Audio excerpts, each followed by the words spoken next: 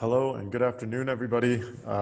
This is your favorite reading teacher, Mr. Adham. Today we're going to read from Life of Pi. This is on page 200 of your English literature book, 203 in your English literature book. So this part that we're going to read is called an excerpt, or basically it's a very small part of an entire novel. So this is not the whole story, but this is one chapter in a very long novel. Okay? And it's by someone named Yann Martel. So we'll start with the background. In the novel Life of Pi by Yann Martel, the main character is a teenager whose family owns a zoo in India. The family decides to leave India with their animals and sail to Canada. But while traveling, their ship is struck by a violent storm and sinks. Pi escapes on a lifeboat with 4 of the family's animals: a hyena, a zebra, an orangutan, and a Bengal tiger named Richard Parker. The hyena kills the zebra and the orangutan, but is in turn killed by the tiger. Pi constructs a raft for himself where he can retreat to safety from the tiger and sets about taming Richard Parker. So this part that we're reading, all of these events have already happened in the story. So we have our main character, and his name is Pi, or P, and he has made a raft to keep himself safe from the tiger called Richard Parker, because all the other animals have been killed and eaten, and now he himself is going to be seen as food by the tiger. Okay, so we'll start. Chapter 61. The next morning, I was not too wet, and I was feeling strong. I thought this was remarkable, considering the strain I was under and how little I had eaten in the last several days. It was a fine day. I decided to try my hand at fishing for the first time in my life. After a breakfast of 3 biscuits and 1 can of water, I read what the survival manual had to say on the subject. The first problem arose: bait. I thought about it. There were the dead animals, but stealing food from under a tiger's nose was a proposition I was not up to. He would not realize that it was an investment that would bring him an excellent return. I decided to use my leather shoe. I had only 1 left. The other I had lost when the ship sank. I crept up to the lifeboat and gathered from the locker one of the fishing kits, the knife, and a bucket for my catch. Richard Parker was lying on his side. His tail jumped to life when I was at the bow, but his head did not lift. I let the raft out. I attached a hook to a wire leader, which I tied to a line. I added some lead weights. I picked 3 that had an intriguing torpedo shape. I removed my shoe and cut it into pieces. It was hard work. The leather was tough. I carefully worked the hook into a flat piece of the hide, not through it, but into it, so that the point of the hook was hidden. I let the line down deep. There had been so many fish the previous evening that I expected easy success. Okay, so this chapter starts with the main character, Pi. He is starting to be very hungry. Okay, he needs food. He is lost in the middle of the ocean, and the only other thing that is around him is this tiger. There were these other 3 animals, but all 3 of them have been killed and eaten at this point. I don't know if they've been eaten, but they've at least been killed. And so he wants to get food both for himself as well as for the tiger, because if he doesn't have food for the tiger, then the tiger will eat him next. So the first thing he tries to do is he decides he wants to go fishing. He wants to try to catch some fish. So he, instead of using the food to catch the fish, which is what you would normally do, he decides that he's going to use his leather shoe. So he takes his leather shoe, cuts it up into small pieces, and starts to use the leather as what's called bait for the fish to come up, and so he can try and catch them. He doesn't want to take the food from the tiger because, again, if you try to take food from a tiger, the tiger will very likely eat you or hurt you. And he doesn't want to be hurt by the tiger. But if he runs out of food, then the tiger will hurt him. So he decides to start fishing for the first time in his life. I had none. The whole shoe disappeared, bit by bit. Slight tug on the line by slight tug on the line. Happy freeloading fish by happy freeloading fish. Bare hook by bare hook, until I was left with only the rubber sole and the shoelace. When the shoelace proved an unconvincing earthworm, out of sheer exasperation, I tried the sole, all of it. It was not a good idea. I felt a slight promising tug, and then the line was unexpectedly light. All I pulled in was the line. I had lost the whole tackle. This loss did not strike me as a terrible blow. There were other hooks, leader wires, and weights in the kit, besides a whole other kit, and I wasn't even fishing for myself. I had plenty of food in store. Still, a part of my mind, the one that says what we don't want to hear, rebuked me. Stupidity has a price. You should show more care and wisdom next time.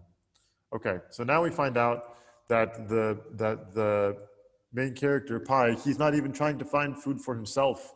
He is trying to find food so that the tiger has food. And he is very slowly using this. These are all fishing terms here in this one. These are all fishing terms.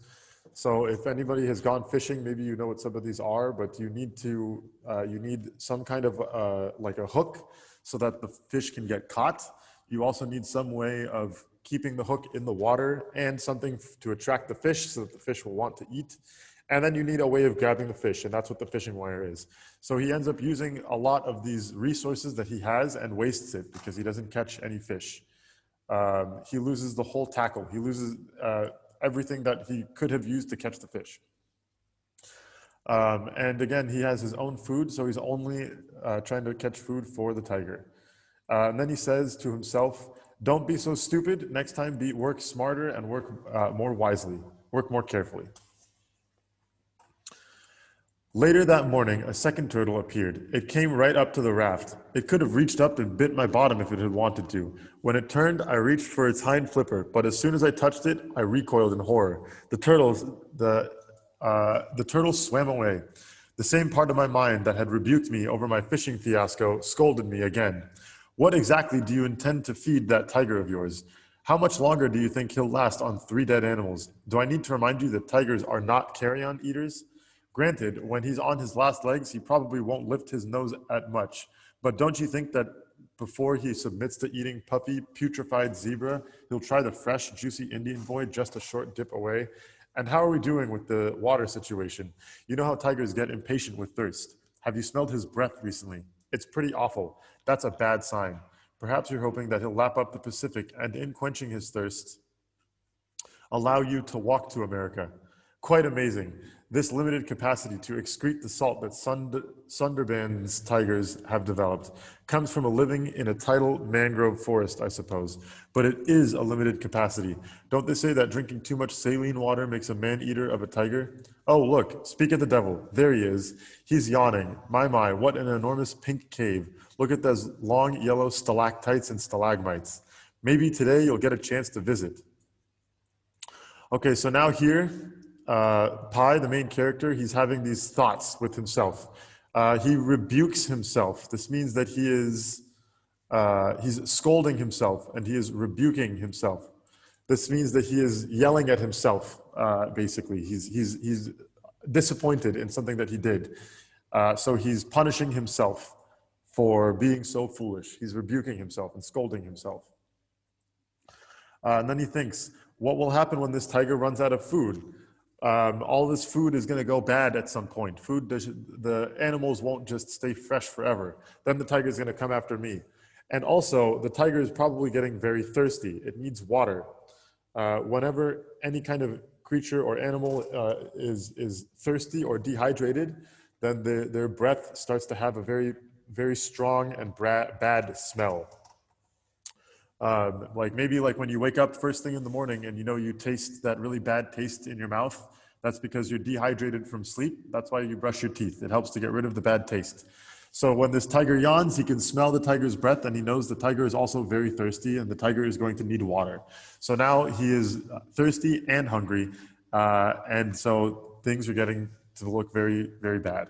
And then he sees the tiger yawn and he notices all of these very long teeth. And he calls them stalactites and stalagmites. Those you might remember from the reading exam. They are they're basically another word for spikes that are in caves. Okay. Richard Parker's tongue, the size and color of a rubber hot water bottle, retreated and his mouth closed. He swallowed. I spent the rest of the day worrying myself sick. I stayed away from the lifeboat. Despite my own dire predictions, Richard Parker passed the time calmly enough. He still had water from the rainfall, and he didn't seem too concerned with hunger, but he did make various tiger noises, growls and moans and the like, that did nothing to put me at ease. The riddle seemed irresolvable. To fish, I needed bait, but I would have bait only once I had fish. What was I supposed to do? Use one of my toes? Cut off one of my ears? A solution appeared in the late afternoon in a most unexpected way. I had pulled myself up to the lifeboat. More than that, I had climbed aboard and was rummaging through the locker feverishly, looking for an idea that would save my life. I had tied the raft so that it was about 6 feet from the boat. I fancied that with a jump and a pull at a loose knot, I could save myself from Richard Parker. Desperation had pushed me to take such a risk. Finding nothing, no bait, and no new idea, I sat up, only to discover that I was dead center in the focus of his stare. He was at the other end of the lifeboat, where the zebra used to be, turned my way and sitting up, looking as if he'd been patiently waiting for me to notice him. How was it that I hadn't heard him stir? What delusion was I under that I thought I could outwit him? Suddenly, I was hit hard across the face. I cried out and closed my eyes. With feline speed, he had leapt across the lifeboat and struck me. I was to have my face clawed off. This was the gruesome way I was to die. The pain was so severe, I felt nothing. Blessed be shock. Blessed be that part of us that protects us from too much pain and sorrow. At the heart of his life is a fuse box. I whimpered, "Go ahead, Richard Parker. Finish me off. But please, what you must do it quickly. A blown fuse should not be overtested." So now he's getting very desperate, right? The author or the narrator, Pi, he's becoming very desperate.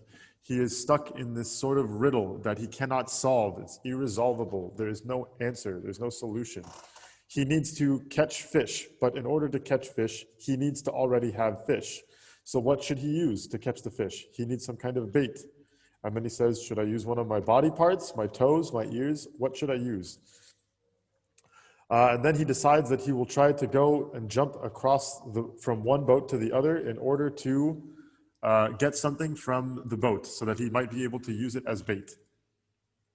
And when he does that, he notices that something hits him in the face, and it scares him because he thinks it's the tiger. He thinks that the tiger has come and smacked him across the face with his very long claws and his talons, and he's certain that he's going to have his whole face clawed off and attacked by this tiger. It's a very bad, very violent, very gruesome way to die. But he notices that when he gets slapped, he doesn't feel anything from maybe he thinks it's from the shock. And then he keeps going. He was taking his time. He was at my feet, making noises. No doubt he had discovered the locker and its riches. I fearfully opened an eye. It was a fish. There was a fish in the locker. It was flopping about like a fish out of water. It was about 15 inches long, or 30 centimeters long. And it had wings, a flying fish, slim and dark gray blue with dry, featherless wings and round, unblinking, yellowish eyes. It was this flying fish that had struck me across the face, not Richard Parker. He was still about 15 feet away, no doubt wondering what I was going on about. But he had seen the fish. I could read a keen curiosity on his face. He seemed about ready to investigate. So right when this character, Pi, right when he thinks the tiger is attacking, he notices it's not really the tiger, it's actually just a flying fish. And it flew out of the water and smacked him in the face. So that's why it didn't hurt very much, because it wasn't a tiger's claw, it was a fish. And now he thinks this is a great thing because maybe he can use this fish as bait to catch more fish. I bent down, picked up the fish, and threw it towards him. This was the way to tame him. Where a rat had gone, a flying fish would follow. Unfortunately, the flying fish flew in midair just ahead of Richard Parker's open mouth. The fish swerved and dropped back into the water. It happened with lightning speed. Richard Parker turned his head and snapped his mouth, jowls flapping. But the fish was too quick for him. He looked astonished and displeased. He turned to me again. "Where's my treat?" his face seemed to inquire. Fear and sadness gripped me. I turned with the half-hearted, half-abandoned hope that I could jump onto the raft before he could jump onto me. At that precise instant, there was a vibration in the air, and we were struck by a school of flying fish. They came like a swarm of locusts. It was not only their numbers, but there were also something insect-like about the clicking, whirring sound of their wings. They burst out of the water, dozens of them at a time, some of them flacking over 100 yards through the air. Many dive into the water just before the boat. A number sailed clear over. Some crashed into its side, sounding like firecrackers going off. Several lucky ones returned to the water after a bounce on the tarpaulin. Others, less fortunate, fell directly into the boat, where they started a racket of flapping and flailing and splashing. And still others flew right into us. Standing unprotected as I was, I felt I was living in the martyrdom of Saint Sebastian. Every fish that hit me was like an arrow entering my flesh. I clutched at a blanket to protect myself while also trying to catch some of the fish. I received cuts and bruises all over my body. So these fish are flying, they're jumping out of the water in very large numbers. At first it's only one fish, and the one fish, he tries to throw it to the tiger to try to feed the tiger, and it goes back in the water. And just a few moments after that happens, several, like very, very many, dozens and dozens, some very many fish start coming flying out of the water, all right after another. And some of them go back in the water, some of them land on the boat, and some of them get caught by probably Richard Parker as well as the narrator. And this is probably a good sign because now he has all this fish that might last for a long time. And then here he's describing the sounds that they're making. So it sounds like bugs because these fish have like little wings and they're probably wet and clapping against things. So there's a lot of very weird sounds going off. On top of that, these fish are probably like, they seem like they are arrows. So when they're flying or when they're jumping around, they're hitting him, the pie, and they feel like little sharp arrows hitting him. So he takes a blanket to cover himself while also trying to catch as many fish as he can. The reason for this onslaught became evident immediately. Dorados were leaping out of the water in the hot pursuit of them. The much larger Dorados couldn't match their flying, but they were faster swimmers, and their short lunges were very powerful. They could overtake flying fish if they were just behind them and lunging from the water at the same time and in the same direction. There were sharks, too. They also leapt out of the water, not so cleanly, but with devastating consequences for some Dorados. This aquatic mayhem didn't last long, but while it did, the sea bubbled and boiled. Fish jumped and jaws worked hard. Richard Parker was tougher than I was in the face of these fish, and far more efficient.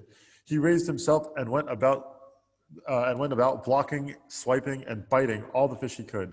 Many were eaten live and whole, struggling wings beating in his mouth. It was a dazzling display of might and speed. Actually, it was not so much the speed that was impressive as the pure animal confidence, the total absorption in the moment. Such a mix of ease and concentration, such a being in the present would be the envy of the highest yogis.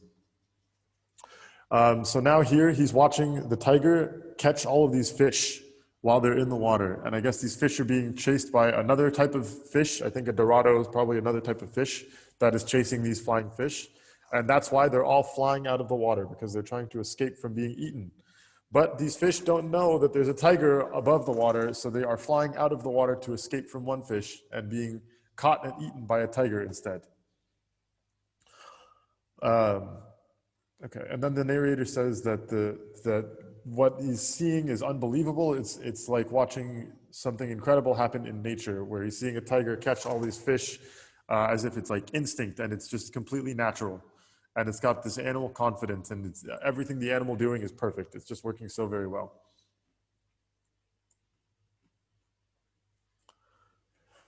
When it was over, the result, besides a very sore body for me, was 6 flying fish in the locker and a much greater number in the lifeboat. I hurriedly wrapped a fish in a blanket, gathered a hatchet, and made for the raft. I proceeded with great deliberation. The loss of my tackle that morning had had a sobering effect on me. I couldn't allow myself another mistake. I unwrapped the fish carefully, keeping a hand pressed down on it, fully aware that it would try to jump away to save itself.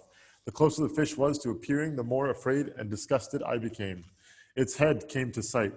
The way I was holding it, it looked like a scoop of loathsome fish ice cream sticking out of a wool blanket cone. The thing was gasping for air, its mouth and gills opening and closing slowly. I could feel it pushing with its wings against my hand. I turned the bucket over and brought its head against the bottom. I took hold of the hatchet and raised it in the air. Several times I started bringing the hatchet down, but I couldn't complete the action. Such sentimentalism may seem ridiculous considering what I had witnessed in the last days, but those were the deeds of others, of predatory animals. I suppose I was partly responsible for the rat's death, but I'd only thrown it. It was Richard Parker who had killed it. A lifetime of peace vegetarianism stood between me and the willful beheading of a fish. So now the author here is talking about all the fish that he ends up catching. So he catches 6 fish and puts them into this food storage thing, a food storage locker, and the rest are just loose in the boat and flapping around. So what he goes and does, he goes over to the boat where the fish are and he starts cutting off their heads so that he can make more fish bait and make them ready for eating. And then he talks about how he tries to go and tries to cut off their heads. So he uses a bucket to hold the fish down, and right when he tries to cut the head off, he is not able to complete the action. So he's trying to cut off the head of these animals, of these fish, so that he can use them as bait and use them as food. And every time he raises his hand, he can't follow through and cut the head off. And then he talks here about what a predatory animal is. A predator or a predatory animal is a hunting animal. So an animal that hunts as opposed to an animal that is eaten. For example, a tiger is a hunting animal, and the animals that the tiger eats, like gazelle and deer and things like that, those are not predatory animals because they are the ones being hunted. The tiger is the predator or the predatory animal. And he's saying that the author is saying that that Pi is unable to kill these fish because he is not a predator or a predatory animal. Okay. I covered the fish's head with the blanket and turned the hatchet around. Again and again, my hand wavered in the air.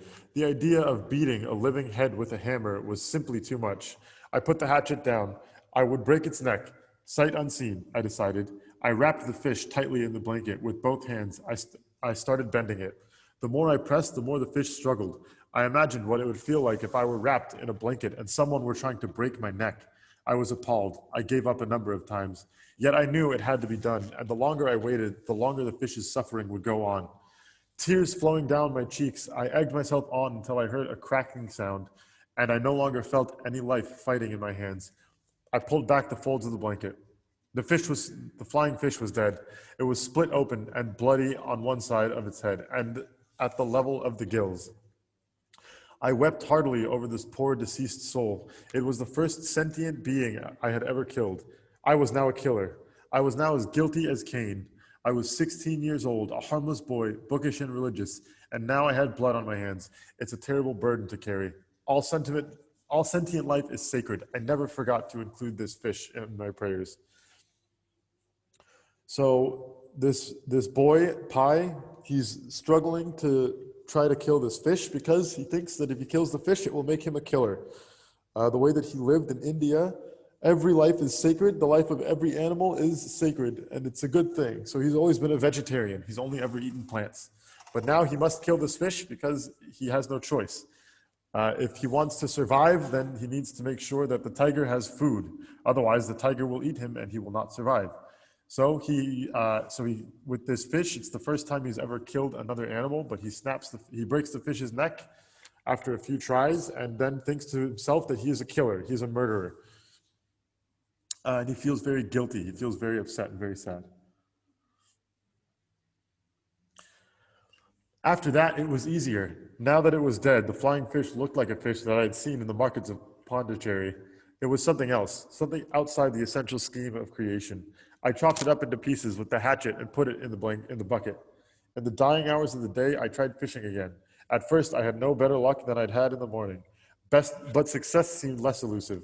The fish nibbled at the hook with fervor. Their interest was evident. I realized that these were small fish, too small for the hook. So I cast my line further out and let it sink deeper, beyond the reach of the small fish that concentrated around the raft and lifeboat. It was when I used the flying fish's head as bait, and with only one sinker, casting my line out and pulling it in quickly, making the head skim over the surface of the water, that I finally had my first strike. A dorado surged forth and lunged for the fish head. I let out a little slack to make sure it had properly swallowed the bait. But before giving the line a good yank, the dorado exploded out of the water, tugging on the line so hard that I thought it was going to pull me off the raft. I braced myself. The line became very taut. It was a good line. It would not break. I started bringing the dorado in. I struggled with all its might, jumping and diving and splashing. The line cut into my hands. I wrapped my hands in the blanket. My heart was pounding. The fish was as strong as an ox. I was not sure I would be able to pull it in. So now this author, he is going through and he is trying, he used the fish that he just caught, the flying fish, he uses it as bait to try to catch a bigger fish. Whatever this dorado is, it might be a shark, it might be another kind of fish, I don't really know. But he's using the head of this flying fish and trying to catch a bigger fish, which is this dorado. And it works. This dorado gets attracted to this head of the flying fish in the water, and it swims up and bites it. So now the boy is struggling and fighting against this fish in order to catch it. And he's saying that the fish is incredibly strong. It's strong like an ox, or strong like a really strong animal. And he doesn't know how he's going to pull this really big fish back in. I noticed all the other fish had vanished from around the raft and boat. No doubt they had sensed the dorado's distress. I hurried. Its struggling would attract sharks, but I fought like a devil. My arms were aching. Every time I got it close to the raft, it beat about with such frenzy that I was cowed into letting out some line. At last, I managed to haul it aboard. It was over 3 feet long. The bucket was useless. It would fit the dorado like a hat. I held the fish down by kneeling on it and using my hands. It was a writhing mass of pure muscle, so big its tail stuck out from beneath me, pounding hard against the raft. It was giving me a ride like I imagined a bucking bronco would give a cowboy. I was in a wild and triumphant mood. A dorado is a magnificent-looking fish, large, fleshy, and sleek, with a bulging forehead that speaks of a forceful personality, a very long dorsal fin, as proud as a rooster's comb, and a coat of scales that is smooth and bright. I felt I was dealing fate a serious blow by engaging such a handsome adversary. Adversary is another word for opponent or enemy. With this fish, I was retaliating against the sea, against the wind, against the sinking of ships, against all circumstances that were working against me. Thank you, Lord Vishnu, thank you, I shouted. Once you saved the world by taking the form of a fish, now you have saved me by taking the form of a fish. Thank you, thank you. Killing it was no problem. I would have spared myself the trouble. After all, it was for Richard Parker, and he would have dispatched it with expert ease. But for the hook that was embedded in its mouth, I exulted at having a dorado at the end of my line. I would be less keen if it were a tiger. I went about the job in a direct way. I took the hatchet from both my hands and vigorously beat the fish on the head with a hammer. I still don't know if I have the stomach to use this sharp edge. The dorado did a most extraordinary thing as it died. It began to flash all kinds of colors in rapid succession. Blue, green, red, gold, and violet. Flickered and shimmered neon like on its surface as it struggled. I was beating a rainbow to death. I found out later that the dorado was famed for its death knell iridescence. At last, it lay still and dull-colored, and I could move, and I could remove the hook. I even managed to retrieve a part of my bait.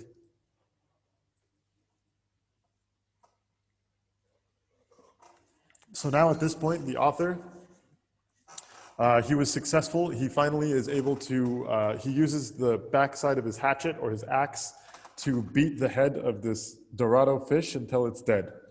And it's a struggle. It's not easy, probably because he's hungry and maybe a little bit thirsty, and also he's very scared. So it takes him a lot of tries, but he finally makes it so that the fish is dead. And then and now after that happens, he starts to feel excited by this. So before he felt very guilty and very bad about breaking the neck of the small fish, but now that he's killed this bigger fish, he feels excited and he feels confident. He feels very full of himself.